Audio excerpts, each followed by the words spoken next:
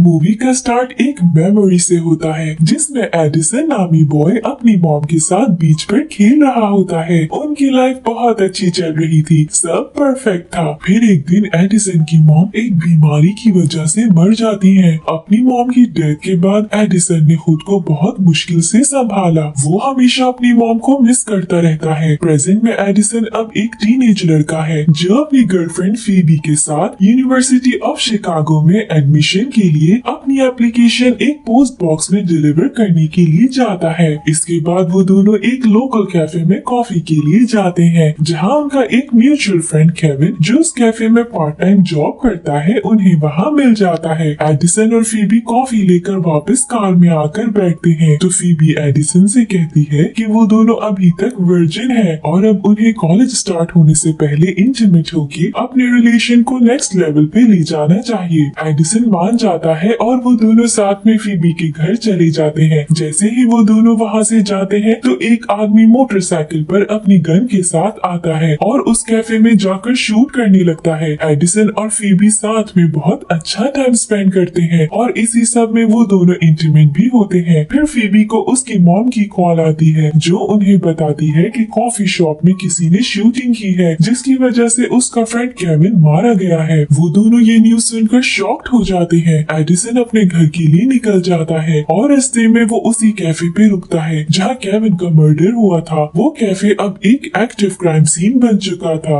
वहाँ हर जगह लोग और पुलिस ही नजर आते हैं। एडिसन एक कैमरामैन से शूटिंग की डिटेल्स पूछता है जो उसे बताता है कि ये हादसा एक गैंग वायलेंस की वजह से हुआ है। एडिसन ये सुनकर बहुत कंफ्यूज्ड हो जाता है क्योंकि उसे यकीन है कि केविन किसी स्ट्रीट गैंग में इन्वॉल्व होने वाला लड़का नहीं था। एडिसन को कुछ ठीक नहीं लगता, जिसके बाद एडिसन घर जाकर सारी रात यही सोचता रहता है कि आखिर उसके दोस्त के साथ ऐसा क्यों हुआ। वो तो बहुत अच्छा और नॉर्मल लाइफ गुजारने वाला लड़का था जिसका दूर दूर तक लड़ाई झगड़ों से कोई लिंक नहीं था। नेक्स्ट डे जब सब स्कूल जाते हैं तो पुलिस केविन के सब फ्रेंड्स का बयान लेती है। एडिसन भी अपना बयान देता है और उन्हें बताता है कि केविन किसी गैंग का पार्ट नहीं हो सकता, वो ऐसा बिल्कुल नहीं था। लेकिन सब लोग केविन के मर्डर को एक गैंग किलिंग का ही नाम देते हैं और उस केस को प्रॉपर इन्वेस्टिगेट नहीं करते। इसलिए एडिसन खुद पुलिस स्टेशन जाकर डिटेक्टिव थॉमसन से मिलता है और उन्हें बताता है कि केविन किसी गैंग का हिस्सा नहीं था, वो उसे बहुत अच्छे से जानता था। लेकिन क्योंकि एडिसन के पास ये बात प्रूव करने के लिए कोई सबूत नहीं होता तो डिटेक्टिव थॉमस भी उसे इग्नोर कर देते हैं। एडिसन जब फीबी को बताता है कि केविन के केस को सब इग्नोर कर रहे हैं, कोई ठीक से इन्वेस्टिगेट नहीं कर रहा, तो फीबी उसे कहती है कि तुम इतने अपसेट नहीं हो, तुम अपनी मॉम के जाने की वजह से बहुत सेंसिटिव हो गए हो। इस बात पर एडिसन फीबी से भी नाराज होकर चला जाता है। एडिसन इन सब से तंग आकर डिसाइड करता है कि वो खुद केविन के केस को सॉल्व करेगा। इसलिए नेक्स्ट डे वो पूरे स्कूल में ये लिख के पोस्टर्स लगा देता है कि अगर किसी को केविन के मर्डर से रिलेटेड कोई भी इंफॉर्मेशन शेयर करनी हो तो वो उसे कांटेक्ट करे। एडिसन स्कूल के रिकॉर्ड ऑफिस से केविन की फाइल चुरा लेता है जिससे उसे पता चलता है कि केविन स्कूल के बाहर एक काउंसलर से मिल रहा था क्योंकि वो इमोशनली बहुत अकेला महसूस करता था। अब ये जानकर एडिसन फीबी के पास जाता है और उसे भी ये बात बताता है, लेकिन फीबी उल्टा उसे समझाने लग जाती है कि तुम केविन के केस को लेकर ओवर रिएक्ट कर रहे हो, स्कूल के लोग तुम पर हंस रहे हैं। लेकिन एडिसन उसकी बात नहीं समझता और फीबी वहाँ से चली जाती है। फिर एक दिन जब फीबी स्कूल के कैफेटेरिया में लंच कर रही होती है तो एक स्टूडेंट फीबी को आकर बताता है कि उस दिन वो कैफे में मौजूद था जब एक आदमी ने आकर केविन पर गोली चलाई। वो उसे बताता है कि वो एक व्हाइट मैन था, जबकि पुलिस ने जो रिपोर्ट लिखी है उसमें उन्होंने ब्लैक मैन का मेंशन किया है। वो फीबी को ये भी बताता है कि कुछ टाइम से केविन एक नोल नामी स्टूडेंट के साथ हैंग आउट कर रहा था जिसका ताल्लुक बहुत डेंजरस लोगों से है। फीबी उसे ये इंफॉर्मेशन एडिसन को बताने से मना कर देती है। स्कूल का प्रिंसिपल एडिसन के डैड को अपने ऑफिस में बुलाकर उन्हें एडिसन को इस केस में इन्वॉल्व होने से मना करने को कहता है।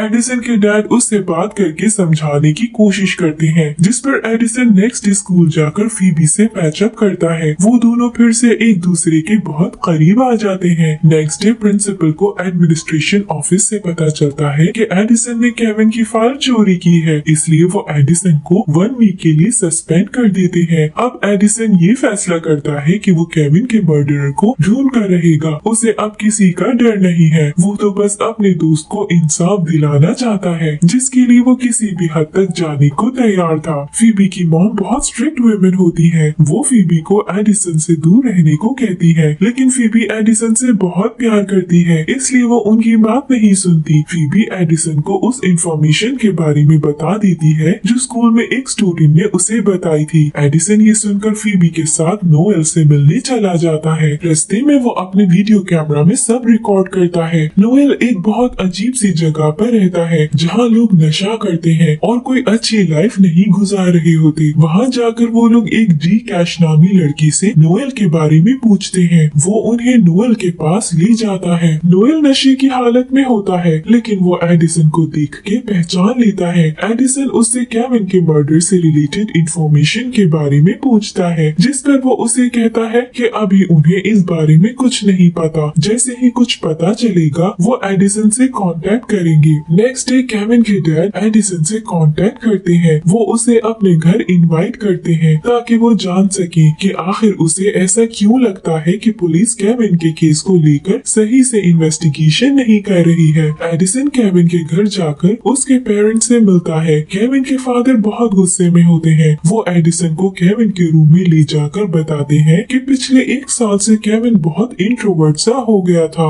वो हमें अपने रूम में भी जाने नहीं देता था। अब आज जब मैंने उसका रूम ओपन किया तो हमें उसके रूम से ड्रग्स मिली है। वो एडिसन को कहता है कि तुम भी एक ड्रग डीलर ही होगे और उस पर बहुत गुस्सा करता है। फिर केविन के पेरेंट्स उसे याद करके बहुत रोते हैं। एडिसन से ये देखा नहीं जाता। वो वहाँ से इमोशनल होकर चला जाता है। एडिसन फीबी के घर जाता है जहाँ उसकी मॉम ने घर पर एक पार्टी रखी होती है। एडिसन उसे जाकर बताता है कि केविन नशा करता था और उन्हें इस बारे में कुछ नहीं पता चला। एडिसन मेंटली बहुत अपसेट होता है। वो फीबी को उसके लिए फीलिंग्स के बारे में बताता है और वहाँ से चला जाता है। फिर उसे नोएल और डी कैश का फोन आता है जो उसे बार में मिलने को कहते हैं। एडिसन इस बार फीबी के बगैर उन्हें मिलने चला जाता है। डी कैश उसे कहता है कि वो एक शर्त पे उसे इंफॉर्मेशन देगा अगर वो ड्रग्स का बैग उनकी तरफ से डिलीवर कर दे। एडिसन को इस केस को सॉल्व करने का इतना जुनून हो चुका होता है कि वो इस काम के लिए भी मान जाता है। वो लोग उसे बताते हैं कि केविन के मर्डर से कुछ दिन पहले